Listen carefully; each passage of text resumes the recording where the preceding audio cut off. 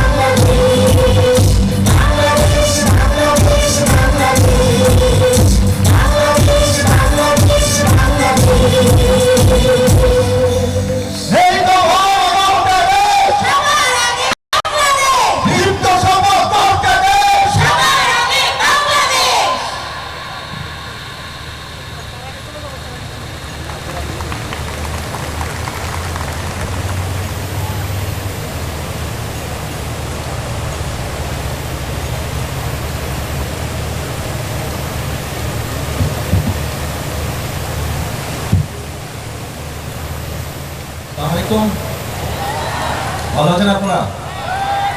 আচ্ছা, আপনারা এতক্ষণ যে পারফর্ম করলেন আমি বসে বসে দেখছিলাম, আমার কাছে মনে হলো অনেকদিন পরে নিজের দেশের মাটিতে খুব সুন্দর একটা স্টেজ পারফরমেন্স দেখলাম। এবং আমি বসে বসে চিন্তা করছিলাম এরপরে কোনো রাষ্ট্রীয় অনুষ্ঠানে আমি স্বরাষ্ট্রমন্ত্রী সাহেবকে অনুরোধ করব, এখানে কালচারাল মিনিস্ট্রি নেই, আমি সেটা বলে দিব যাতে আনসার বিজেপি আপনারা যারা সাংস্কৃতিক দল আপনাদেরকে যাতে সেখানে সুযোগ দেওয়া হয়। এবং অনেক সময় বাংলাদেশ থেকে সাংস্কৃতিক দল বিদেশেও যায় নিজের দেশের কৃষ্টি কালচার তুলে ধরার জন্য। সম্ভব হলে আমরা আপনাদের ভেতর থেকে সেখানে পাঠানোর চেষ্টা করব।